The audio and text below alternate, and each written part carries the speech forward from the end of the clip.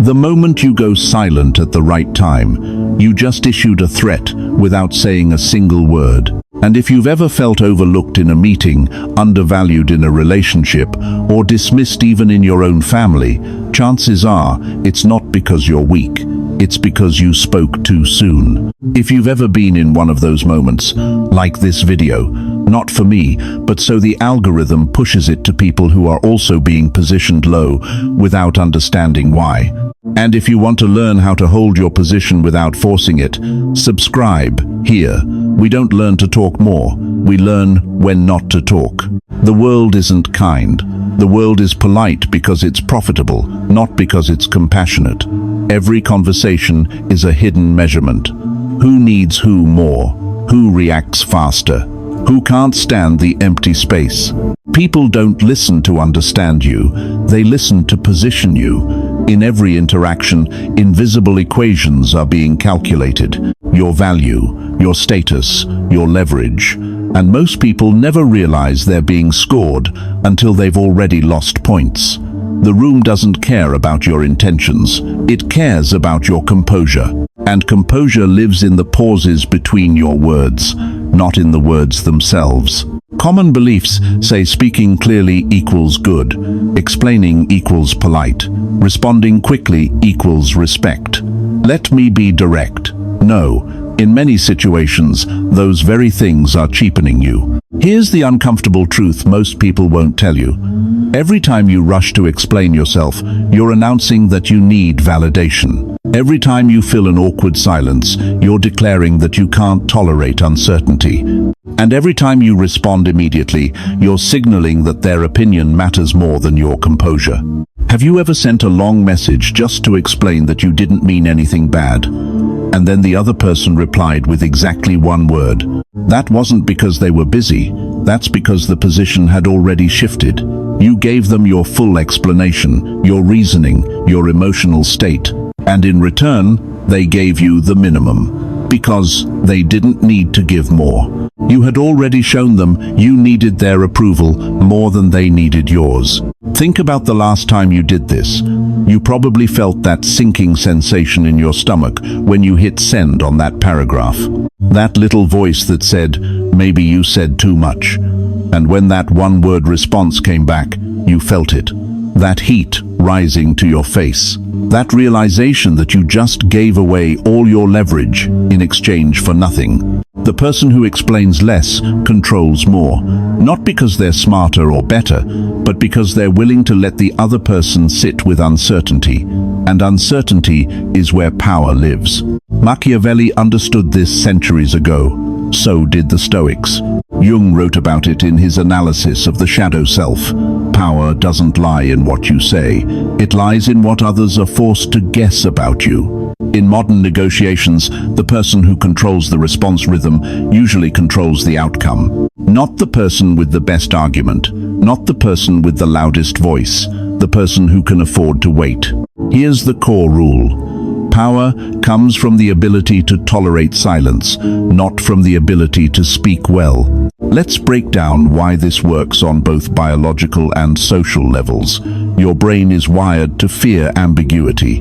It's a survival mechanism. In ancient times, unclear situations meant potential danger. A rustling bush could be wind or a predator. Your ancestors who paused to gather information survived. Those who didn't pass on their genes. But here's what's fascinating. This same mechanism works in social situations. When someone goes silent, your brain registers it as an unresolved threat, not a physical one, but a social one. Your nervous system activates, your mind races to fill the gap with meaning. Did I say something wrong? Are they angry? Are they judging me? Should I explain more? The person who stays silent isn't experiencing this anxiety. You are. They've transferred their potential discomfort onto you simply by refusing to fill the void. The person who speaks first is usually the person under more tension. This is why silence is such an effective tool in interrogations. It's not cruel, it's just biology. The human nervous system struggles with unresolved social signals and will often resolve them by talking, confessing, explaining, anything to make the discomfort stop. But there's another layer here that most people miss. When you speak to fill silence, you're not just relieving your own anxiety, you're also giving away information about your internal state.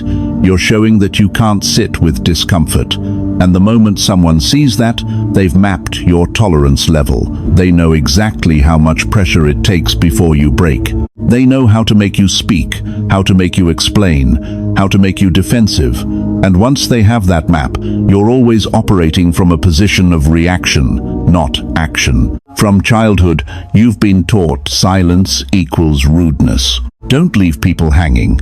Answer when spoken to. Be responsive. Be accommodating. But here's what they didn't tell you. Those rules were designed for people in lower positions. Think about it. Who gets excused for being late to respond? Who gets forgiveness for one-word answers? Who can sit quietly in a meeting while others scramble to contribute? The people with status, the people with leverage, the people who don't need to prove anything. A CEO can take 3 days to respond to an email. An assistant who takes 3 hours might get questioned. Same behavior, different status. The high-status individual doesn't need to fill empty space. The empty space naturally tilts toward them. Others lean in, others wait, others wonder. You've been trained to fear silence because silence makes others uncomfortable. But that discomfort isn't your responsibility to fix, unless you accept the role of someone whose job is to make others comfortable. And if that's your job, you've already lost the negotiation before it began. Here's something they don't teach you in communication classes. Every word you speak creates what I call conversational debt. It's a form of social currency that people track unconsciously. When you over-explain, you're essentially saying, I owe you clarity, I owe you comfort, I owe you reassurance. And the more you pay into this debt, the more the other person expects from you. But here's the twist. They never asked you to pay, you volunteered, and now you've set a precedent that's incredibly hard to break. I've watched this play out hundreds of times in workplace dynamics. There's always that one person in meetings who fills every silence with commentary, updates nobody asked for, clarifications on points that were already clear. And here's what happens. Over time, their words carry less weight. Not because the content is bad, but because the volume has trained everyone to filter them out. Meanwhile, there's usually someone else in that same meeting who speaks maybe 3 times in an hour. And when they do, the room goes quiet, heads turn, people lean forward. Same room, same meeting, completely different impact. The difference isn't intelligence, it's not seniority, it's tolerance for empty space. Let's make this concrete with scenarios you've probably lived through. First scenario, workplace. Your idea is being challenged. Someone says this idea doesn't sound very feasible. Old version of you immediately jumps in. Oh no, what I meant was, and you're off explaining, justifying, backtracking. Right there, you step down. You accepted that their doubt deserves your immediate defense. You signaled that their skepticism is more important than your conviction. New version. Someone challenges your idea. You pause for 2-3 seconds. Then you say, what part do you see as the issue? And watch what happens. The person who just attacked your idea starts speaking slower. Not because they became more polite, but because they're now asking themselves, am I dealing with someone who's easy to push around or someone who doesn't move? Your silence did 3 things simultaneously. First, it refused the frame that you owe an explanation. Second, it placed the burden of clarification back on them. Third, it demonstrated that you're comfortable with tension. And here's the beautiful part. You didn't have to get aggressive. You didn't have to defend. You didn't have to prove anything. You just waited. And in that waiting, the power dynamic recalibrated. Second scenario, relationships. Your partner comes home and seems upset. They're giving you short answers, cold energy. Old, you immediately goes into fix-it mode. What's wrong? Did I do something? Talk to me. And with each question, you're chasing. You're the one creating the dynamic where their mood controls your stability. New version. You notice the cold energy. You acknowledge it calmly. You seem off. I'm here when you want to talk. And then you go silent. You go about your business, not cold, not punishing, just not chasing. And something interesting happens. Within an hour, maybe two, they come to you. Because silence in this context isn't avoidance. It's refusal to accept responsibility for emotions that aren't yours. It's a boundary that says, I care about you, but I don't dissolve into anxiety when you're upset. Third scenario, family dynamics. Maybe it's a parent who's used to controlling conversations. They make a comment designed to provoke you, to get a reaction. It's subtle. Something about your choices, your life, your decisions. Old, you either defends or withdraws with visible hurt. Both reactions give them what they wanted, your emotional response. New you hears the comment, pauses, maybe even smiles slightly, and says something neutral like interesting perspective. And then you change the subject, or let silence sit. What you've just done is refuse to play the game. You didn't take the bait. You didn't give them the emotional reaction they were fishing for. And over time, those provocations lose their power because they stop yielding results. Here's what all three scenarios have in common. In each one, silence isn't about shutting down. It's about refusing to operate in someone else's frame. It's about not letting urgency, discomfort, or social pressure dictate your response. Most people think power is about having the right words. It's not. Power is about not needing to use words when they don't serve you. Now let's talk about the mistakes, because this is where most people fail when they try to use silence strategically. There are three types of silence, and only one of them is powerful. First type, power silence. This is calm, grounded, and intentional. Your body language is open. Your facial expression is neutral or mildly curious. You're present, just not speaking. This silence communicates, I'm comfortable here, I don't need to fill this space, and I'm waiting for something worth responding to. This is the silence that shifts rooms. Second type, weak silence. This is when you go quiet because you're intimidated, unsure, or hoping to become invisible. Your body language betrays you. You might look down, cross your arms defensively, or physically shrink. This silence communicates, I don't know what to say. I'm uncomfortable. Please don't focus on me. This silence makes you forgettable, not powerful. Third type, passive-aggressive silence. This is the sulking kind, the cold shoulder, the I'm not talking to you as punishment, your energy is hostile. This silence might feel like control in the moment, but it's actually a tantrum without words. It communicates, I'm emotionally reactive, and I use withdrawal as a weapon. This silence damages relationships and marks you as immature. The difference between these three types isn't in the silence itself. It's in your internal state, and how that state shows up in your presence. Powerful silence comes from a place of choice and groundedness. Weak silence comes from fear. Passive-aggressive silence comes from unprocessed emotion. If you're going silent because you don't know what else to do, that's not strategy, that's avoidance. If you're going silent to punish someone, that's not power, that's manipulation. But if you're going silent because you've decided this moment doesn't require your words, that's mastery. Here's a real story that illustrates this perfectly. I once worked with a senior manager who completely changed my understanding of professional communication. She told me something I'll never forget. I didn't get promoted because I became better at speaking. I got promoted because I stopped explaining when it wasn't necessary. She shared a specific example from early in her career. Back then, whenever someone questioned her decision in a meeting, she would launch into detailed justifications.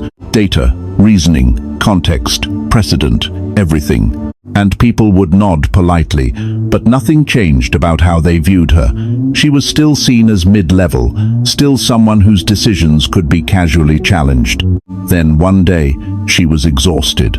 A colleague questioned one of her calls, and instead of her usual explanation, she simply said, "I've considered that angle. The decision stands." And then she went quiet.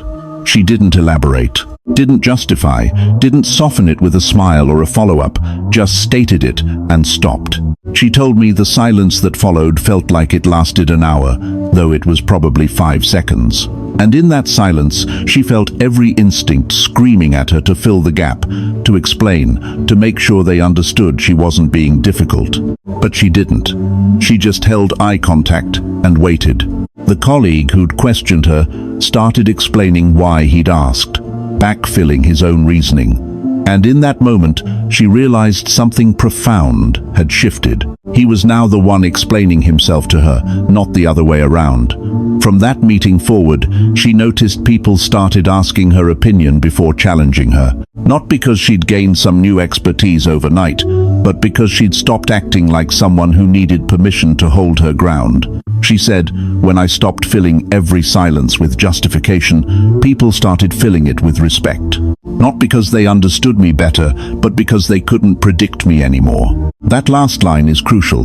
Predictable people are manageable people. When someone knows exactly how you'll react, they can navigate around you, through you, or over you. But when you become less predictable, when you don't follow the expected script of defend, explain, justify, people have to recalibrate. They have to treat you differently because the old patterns don't work anymore. And that's when your status shifts, not from what you gained, but from what you stopped giving away. Let's zoom out now, because this isn't really about communication tactics.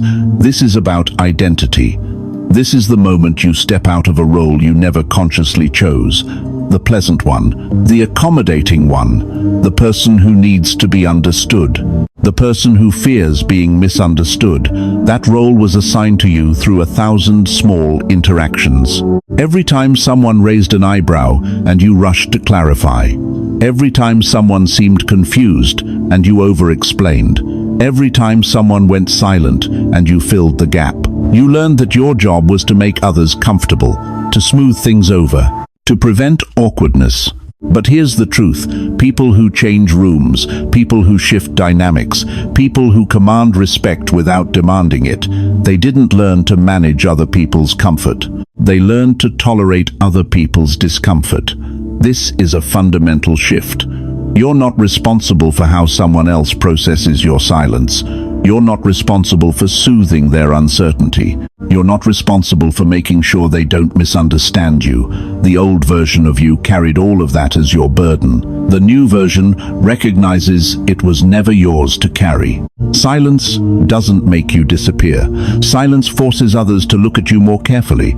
Because when you're not performing, when you're not explaining, when you're not seeking approval, people have to reckon with who you actually are, not who you're trying to convince them you are. This is scary. I won't pretend it isn't, because the first time you go silent when you would normally explain, you'll feel the pull to speak. Your nervous system will scream at you to fill the void. You'll worry about being misunderstood, dismissed, or forgotten. That discomfort is the price of entry. It's the toll you pay to cross from one version of yourself to another. But on the other side of that discomfort is something most people never experience. The realization that you don't need everyone's approval to hold your ground.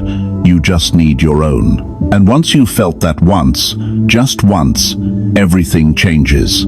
Because you've tasted what it's like to stand in your own authority without apologizing for it. You've experienced the shift that happens when you stop managing other people's perceptions and start trusting your own presence. That feeling is addictive in the best way. Not because it makes you arrogant, but because it makes you free. Here's what I want you to understand. Most people go through life in a constant state of low-grade explanation, explaining their choices, their feelings, their decisions, their existence. It's exhausting, and it's invisible until you stop doing it. When you stop, you suddenly have all this energy back. Energy you didn't even know you were spending, and you can redirect that energy toward things that actually matter. Toward building instead of defending, toward creating instead of justifying, toward living instead of performing. The people who seem naturally confident, naturally magnetic, naturally respected, here's their secret. They're not better communicators. They're just more comfortable with other people's discomfort. They've trained themselves out of the reflex to smooth, explain, and accommodate.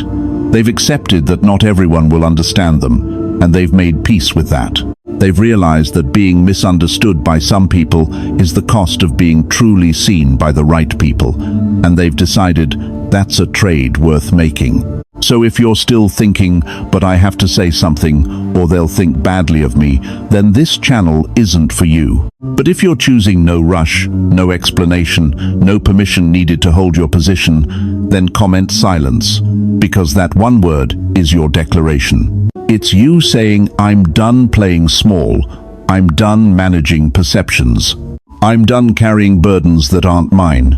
Here's your final piece for today.